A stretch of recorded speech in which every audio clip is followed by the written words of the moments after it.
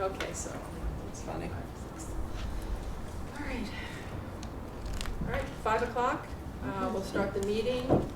Debbie, we have a quorum, so we're set to go. We'll call to order, so I did that. Welcome for everybody coming. Hope you're enjoying the nice sunny day from the rain. We're going to go to number 2, which is routine business. Everybody, have you had the opportunity to read the minutes from last meeting? Okay, I'm going to have to ask for a motion to approve those minutes. I'll move to approve. Tori, thank you. Second? Second. Okay, any discussion or any changes that anyone saw? All right, all those in favor say aye. Aye. Okay, minutes are approved. We'll move on to item number 3 for review and possible action, which is the new course proposal, Spanish for Native Speakers. And it is Ms. Marino. You're on. Hi, I'm Donna Marino. I am the world language teacher lead this year and a high school teacher at Bunnell. I'd like to propose a course for Spanish for Native and Heritage Speakers, courses 1 and 2 that would then lead into AP Spanish. I just wanted to illustrate the differences. So right now, we have a lot of Native and Heritage speakers that go into our Spanish 3 and 4 classes. But if you look at the proficiency levels, students who are not Native or Heritage speakers in Spanish 3 and 4 tend to be in the intermediate. They understand main ideas, they can answer questions on related topics, whereas a lot of Native and Heritage speakers who are high school age understand supporting details, they communicate across time frames on unfamiliar topics. So there's a difference in their abilities. The new course series addresses learners with an advanced proficiency level by studying advanced or unfamiliar topics, engaging in deeper discourse, exploring cultural topics from a unique perspective, focusing grammar lessons on errors typical of Native or Heritage speakers, and then preparing students for the AP exam after the 2 courses, 1 and 2. In Stratford right now, these are our numbers for families who report speaking Spanish at home. So at Stratford High, we have a little over 125, Bunnell has 100, and then the middle schools, which are only 2 grades, have about half those numbers. So it will be consistent as the years go on. Our timeline would be to write the curriculum this summer, have the courses approved for the program of studies in November so that students can start registering. In February next year, approve the resource adoption, and then the courses would begin next September.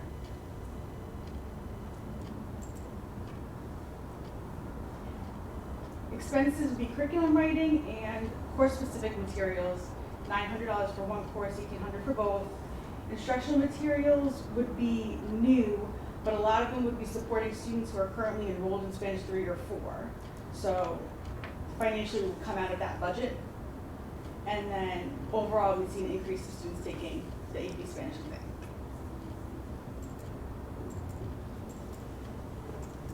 Is it? Is that it? Yes. Oh. I thought it just wasn't going. All right, let's open this up to some questions. Does anybody have anything I know I have a couple of questions. People who speak Spanish come from different areas with different dialects, different intonations. How is this course going to bring them all together? So it would support them in what they already know, and then also help sort of polish it to the Real Academia, that's like the standard Spanish, and help them to use the more professional intonations or Well, growing up, I did take Spanish, and it was a more proper Spanish from Spain. Okay, not from Puerto Rico or Mexico or Latin America. And it was the dialect that we learned. right. Okay, so what you're taking are students who come from all different areas, correct? Yes. And you're going to evolve them into their grammar? Is there Yeah. any difference in their grammar? Is there a difference in their writing?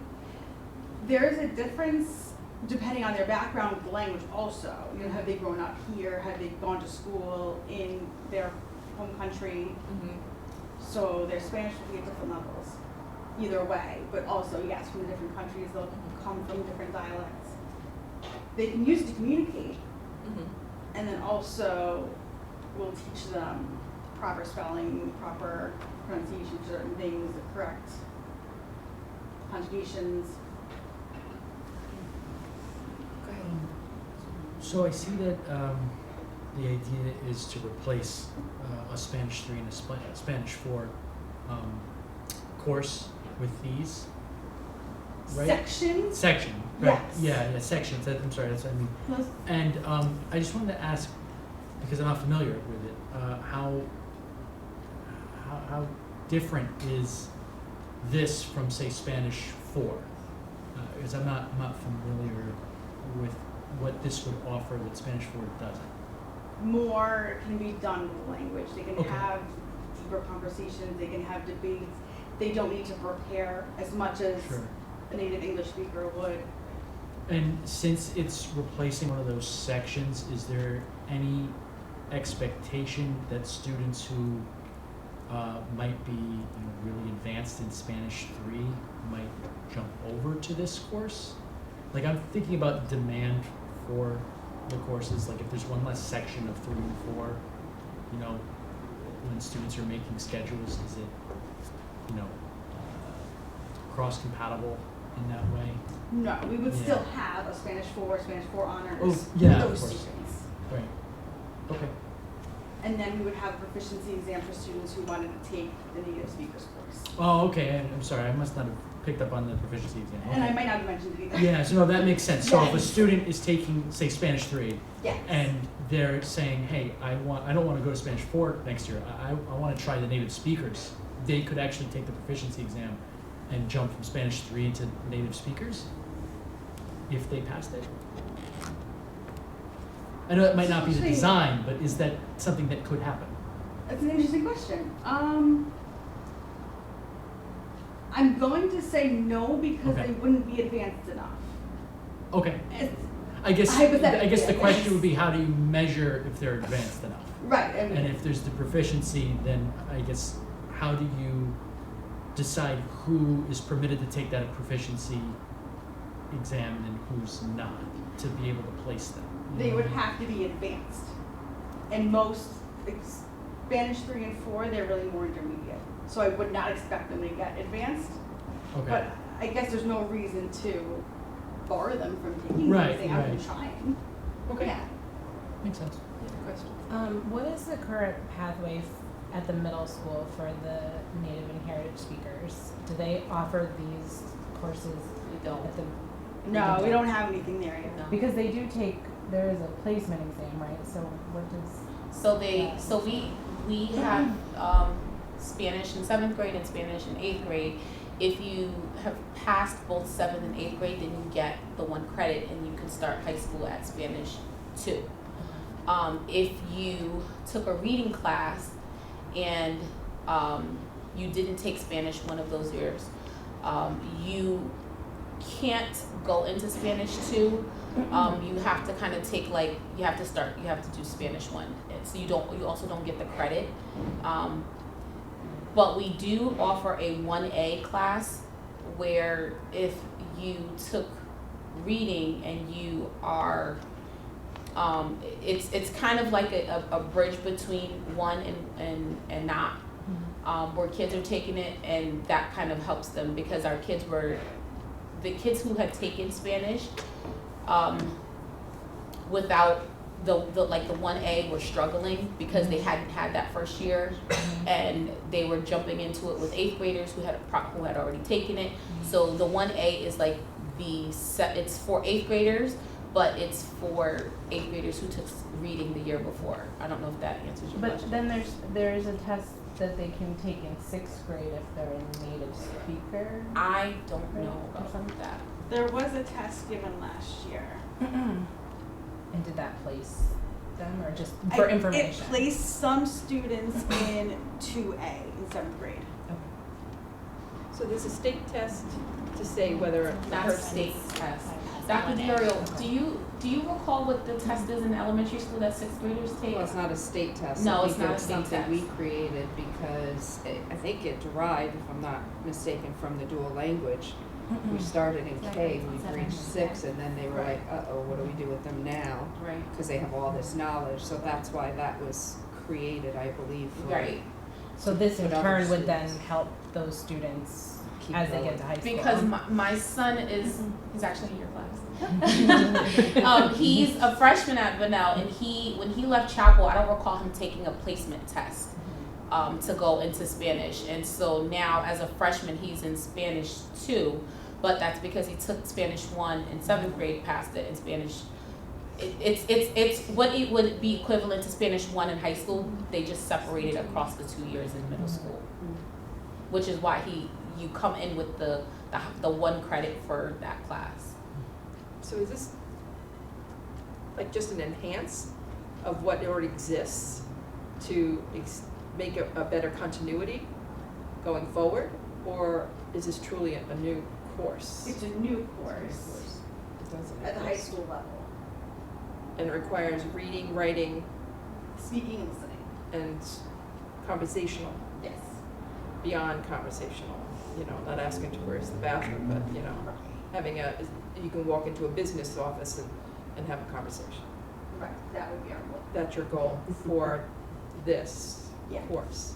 And anybody who's not native, if they have talent or an affinity to languages, they can be in this. Is not strictly for native or previous, people who speak it at home. But- They're speaking at a certain level, but they You would have to take the that level. placement Yes, test to yes, get it. they'll So be there able to is take a the placement test to get into. Yeah, that kind of goes back to my question. I was really asking just based on like the practicality of it, because you can't say if you are a native speaker, you are allowed to take this, and if you are not, you're not allowed to take this. Like you can't do Yeah, that. So all native technically, speakers you would will. have to make it so that it is, Yes. available. They can apply for And- it. They can apply for They can it. apply Right. And there are native speakers who maybe when they were very little spoke, Yeah. and now they don't really have That's a great the point. language to keep up with Right. those Right. students. So yes, it would be proficiency based. Sure. And then what does that placement exam look like? Is it something that already exists that I'm not aware of? It doesn't exist right now, Sure. but we've used it, proficiency exams for other things. So it would have a listening part, a reading Okay. part, speaking, writing. And are those like digital programs? Or are they interacting with the teacher? Or are they like the ones that exist? Both. No, interacting with the teacher. Because Okay. we'll have the teachers listen and talk to the students. Gotcha. Because we want to hear where are they making their errors? Is it something that's more Yeah. heritage speaker based? Go ahead. Question. Just curious about the like how the need for this arose. Like, were you noticing a difference, or like in the exams or like assessment? How Just did- a change in the classrooms. We've had a lot more students who are from Native or heritage backgrounds that come in with just a different set of abilities that don't really benefit from the way we teach Spanish in our classes. so like more of a divide. I had a question. You would reference the Dirks in your write-up. Have you done any observation to see how they work it or look at their curriculum? I've looked at the curriculum and just noticed the different topics that they're able to get into. I have not observed in other Okay, schools. okay, I was just curious, and, do you know if they've made success with their curriculum? Like with percentages of people taking it and doing well or not doing well or moving on? Okay. No, it's I just- don't, but that right. that was It something to might look be into. interesting to find out. Yes. Yeah. So you need more data is going to be forthcoming in regard to something of this nature. Yeah, what would you consider to be successful? Like, Well, what- I don't know. Usually there's some kind of benchmark, to be proficient. Just like the other languages, right? French, Right, German, right. Italian. Or just our basic English proficiency Right. type of thing. Same thing that we use for math or ELA, something comparable to that. I'm sure they might have something at the state level too that you could use or find out from them. And so this benefits the majority of the native speaking, this course. Because you just can't have somebody jumping in, like someone, like myself, if I wanted to just decide, I'm gonna take Spanish. No, we would need to have that proficiency level. Right, okay, okay. Is there any other questions? I'm sorry, I was late. Sure.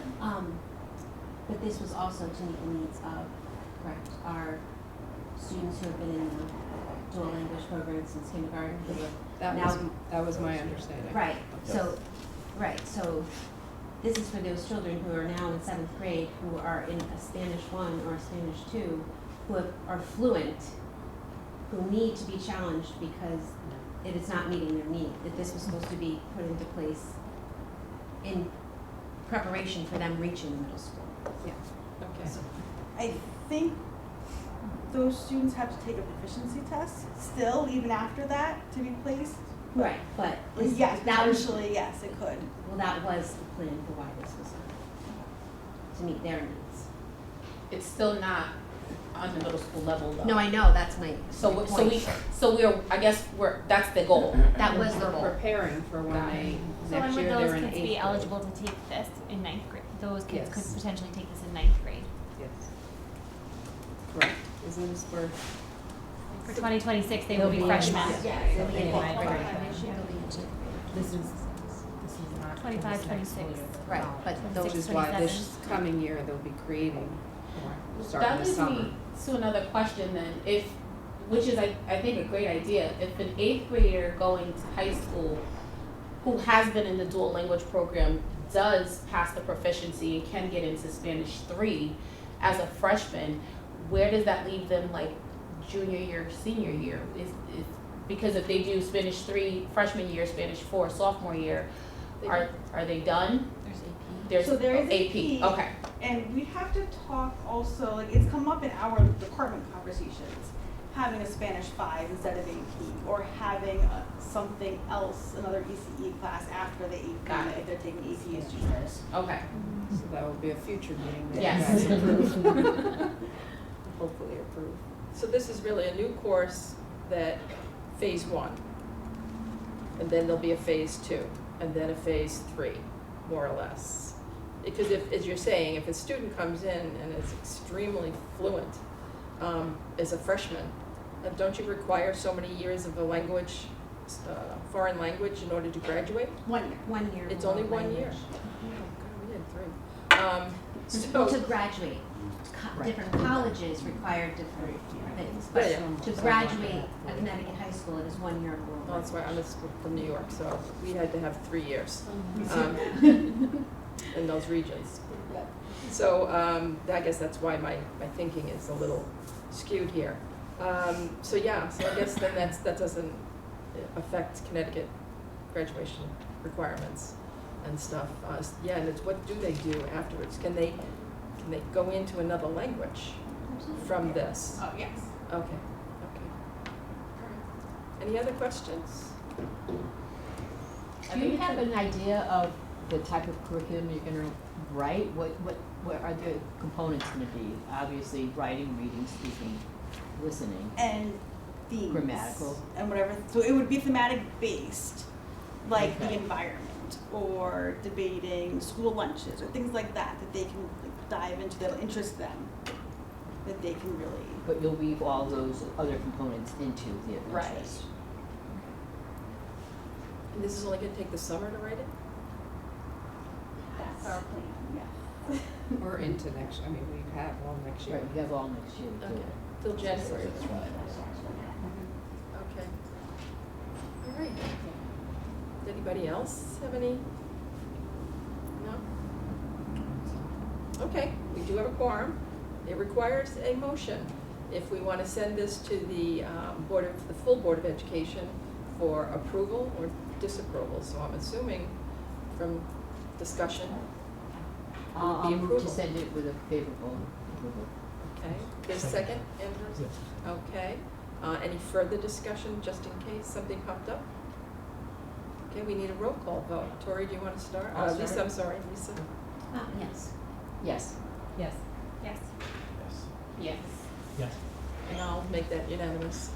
Okay, thank you very much. Good luck. I'd be interested in how it goes through. Yeah, Thank you. thank you. I could have used this in my high school.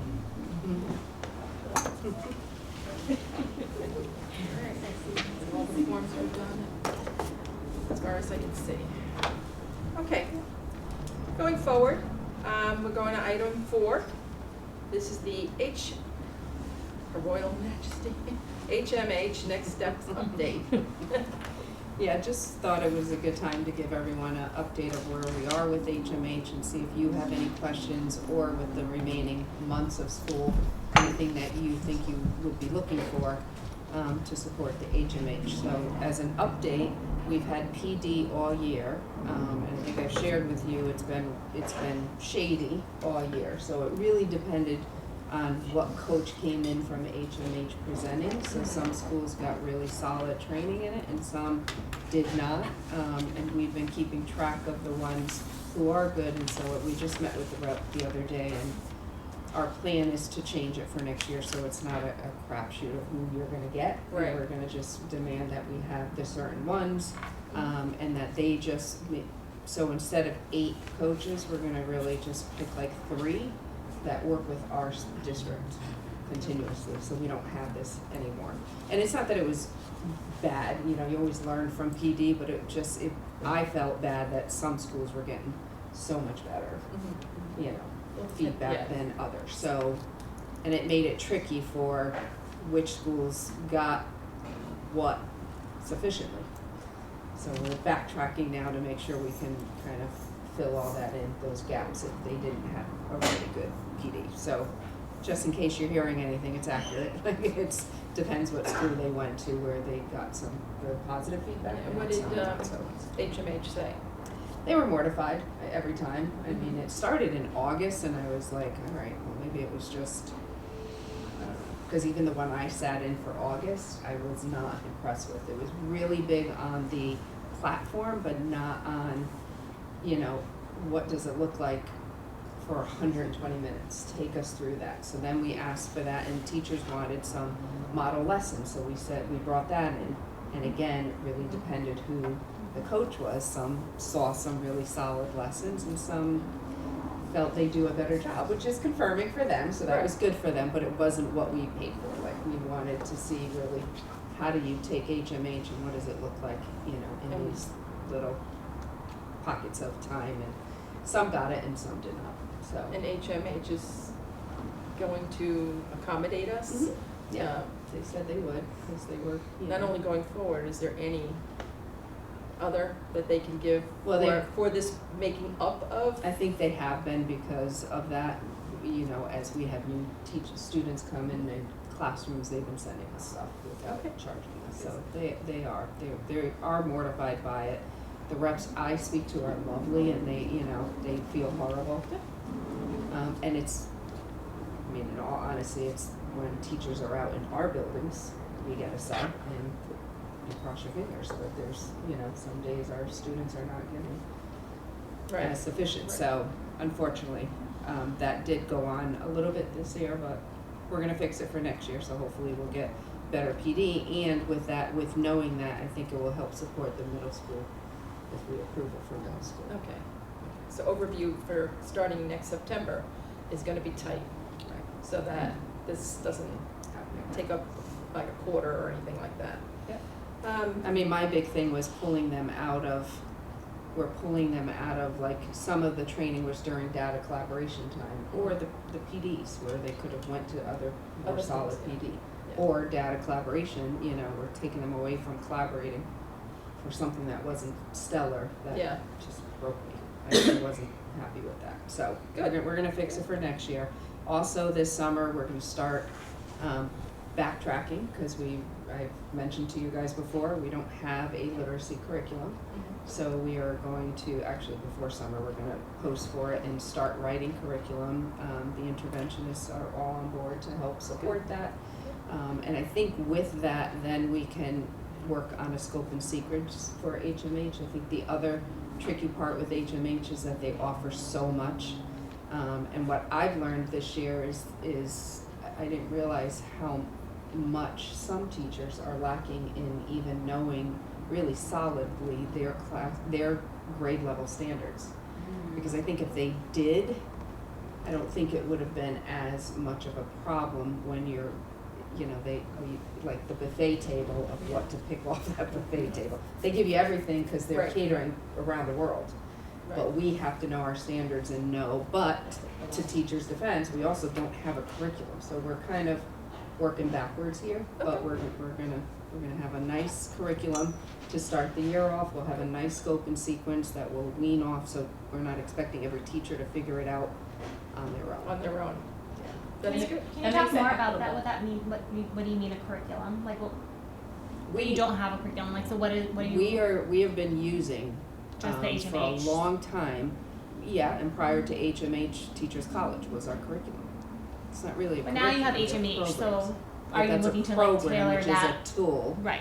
for teachers. We should be teaching the curriculum that is based off of standards Yeah. and standards for, you know, Connecticut and Stratford of what we need, what our students need in Stratford, what it will look like. So we'll share it with you obviously when the curriculum, you guys have to approve it.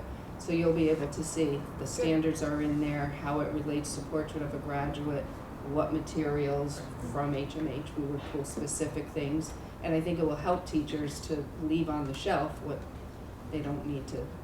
They're wasting time on some things, like they recommend 30 minutes for vocabulary. I don't suggest that. I think 30 minutes for vocab, we're wasting some reading time. You know, vocab is supposed to be exposure. You shouldn't be taking 30 minutes a day on vocabulary, but yet HMH recommends it, so that's what some of the classrooms are. I think it makes it equitable, whereas if one school has teachers that are familiar with the standards and they know it's a pull, and another has newer teachers and they don't, those two schools are gonna have, or even grade levels, they're gonna have inequitable experiences for the students. And I think with the curriculum, every teacher knows across Stratford what we're all doing in first grade and fifth grade. So I think it just makes it all even. An even playing field. Mhm. Yeah. And it will help that's- the teachers, because right now they're making those decisions Right. and Right. And You then, know. then they can take that information and use the tools based on their grade that year. Because every grade, every year changes. It's not the same. Mm-hmm. You know, the levels keep adjusting. And if they all know what they're supposed to be doing, at what time and what they have to work with, I think that would make Stratford a stronger Which- school system. right, and Yeah. which is why the curriculum, I forget what that document is called, the curriculum cycle is Mhm. really important to have, so that just because we create this year, we need to circle back to make sure it's working, see what needs tweaking. If there's certain grade levels or middle school saying they're coming without a strong foundation in this area, then that's up to us to revise in one of those grade levels or several of them Good. to get them prepared. So that's some of the work that we have in the works that's happening. Also with supporting our new teachers coming in, we need to make sure that they're gonna get, you know, professional development, so we'll plan that. We are going to put a survey out after spring break to ask these questions, you know, what's going well, what's not going well. HMH also offers like 5 different assessments that they offer. We should not be giving all 5 or we would never be teaching. Right. But we weren't aware how good they were, so we took this year for people to explore them, see what's working, what they're using to drive instruction. And again, that will be worked into the curriculum of what assessments we're gonna give as a school district and what is not as beneficial that we'll leave out. But I think the survey will help us with that. It will help us elicit people to write the curriculum who's interested. We'll tap into the soft launch teachers from the year before. And so we'll definitely have people that have done it for 2 years, you know, newer teachers just this year, and people who have an expertise in that to help us write And it. this runs parallel to what the state assessments, they're, Well, we're preparing them for that, so yeah, okay, it has to set them up for success. That's our goal, at least, right? perfect, perfect. Any questions with HMH or any suggestions that you'd like to see? So I'm assuming like part of your August PD will be reviewing the new curriculum and weaving in the standards for. Correct. I just wonder about ongoing professional development. So I think great that you've got these 4 days, but I think real PD happens in between PD sessions. So just I wonder about like what supports are in place to support teachers when these coaches aren't in, and so that it's equitable across schools too. Yeah, and that's, Phil and I go to a, right there, it's not state affiliated, but this program, it's called SIP for those who know it. And one of the main focuses this year was on professional development, but what that looks like, and that you can't just have professional development alone. It has to follow through with coaching, it has to follow through with, what are the other areas? Teacher support and peer support. There are like 4 different areas. So we are gonna work on a plan for next year to make sure that that's all embedded in. We have some of that with our data collaboration, but sometimes that's getting interrupted too, like with Hill, with the modules, which is needed because we need to learn what we don't know with the science of reading and all the other good stuff. But we will embed that, and that's a good point to bring up. Do you have resources? I just worry still about resources with the cuts to coaching. That's my job and that's what I Yeah. do full time, so I just think it's really important, and I worry about the teachers and the staff not having those supports in place and not having the manpower to do it, because your interventionists are doing intervention, and I think teachers need coaching. We put rounds together, we put, every school has an instructional leadership team, and their instructional leadership team consists of those interventionists, and so they're still a part of coaching. They're not doing it to the extent that they did in the past, but they're in there during data collaboration, giving grade levels coaching, they're presenting things at grade level. And one of the shifts was, we felt strongly that principals need to become coaches as well. I think that's happening at my kids' school. Becoming I think instructional Rob leaders. is jumping right in there Yeah. and been there every step of the way. So principals have been all involved in the Hill for Literacy. That's why it was important for everyone to learn it. SPED teachers are learning the modules, like ELL teachers, everyone. So that as a team, instructional leadership team, the teams are like seen as those coaches, not just the 2 or 3 intervention or coaches that we had in the past. I have another question just about resources. Like when looking at your scope and sequence and like developing the curriculum, will you only be using HMH, or will you? There's been other really great resources. I know the district has access to some other really good programs and Yeah, we have Haggerty that resources. we're. Yeah, so I just And would I hate think to see us that's- limiting just Yeah. to HMH. So Yeah, I mean, absolutely, we spent money on that, so where there's good things, I'll tell you right now, where HMH is really lacking that we're noticing is the writing area. So we have to pull in some of our old resources for writing, so yeah. okay, That's the that makes purpose of a curriculum, Yeah. because right now, our teachers mostly see curriculum as the program that's in front of them, and we're just turning the page to do the next lesson, Yeah. rather than what do our students need, so that's why we're a little going backwards, but we're gonna get there. And then the Okay. other thing on the. Elementary assessment yeah. update. Just wanted to give an update that we are looking into everything that we have here in the district. What I heard from last year and voiced it myself was that there were so many assessments going on that there wasn't time for teaching, and we did make pretty good shifts for the beginning of this current year, but in retrospect and working with our teams, we're still over assessing, so we're still not where we want to be. So just giving this committee a heads up that we're looking at that. We're also questioning, as Phil and I did our little coffee talks and went around, a common theme that came up was NWEA. When we were working with the Alliance team at the state, they were, they can't, they're not supporting one program over another, but it was pretty clear that they really spoke of iReady, which we used to have, so. And it came up a lot at the coffee talks, how they're given NWA, but then they're given iReady because NWA is not quite, and this is for elementary mostly, I'm speaking right now, not quite giving them what they need for small groups. So then they're giving iReady, so here we are double assessing again. So we're really looking into that, and I think the kicker too is since we moved to CT SEDS to record all of our MTSS meetings and document on, they don't recognize NWA as a proficient progress monitoring tool.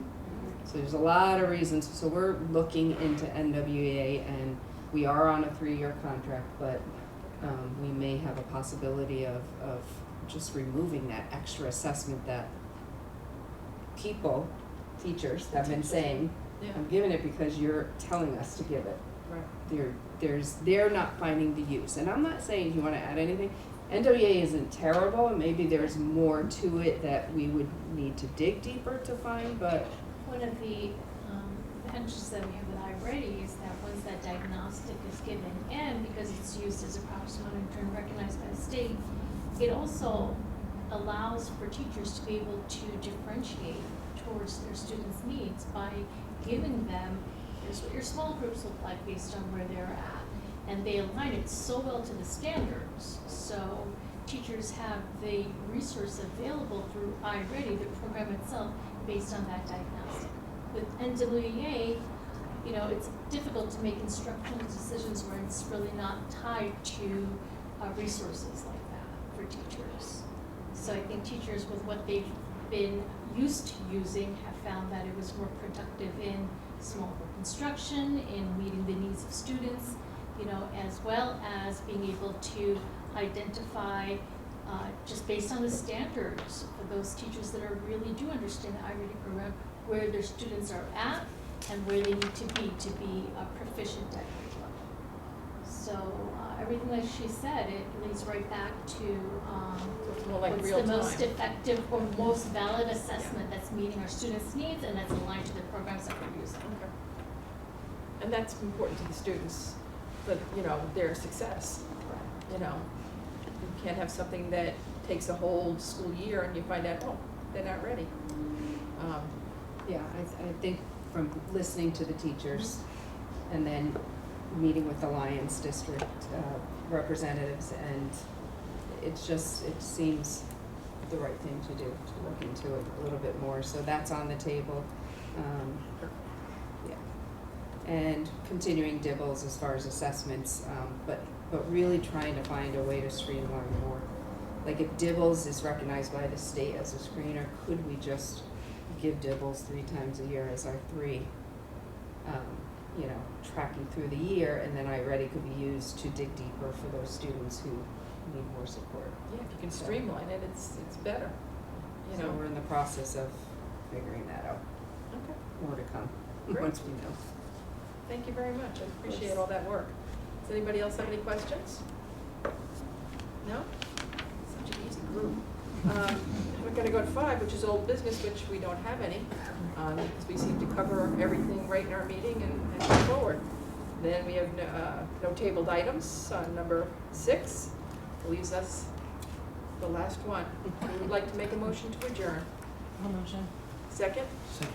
Okay, all in favor say aye. Okay. Thank you very much. Thank you, everyone.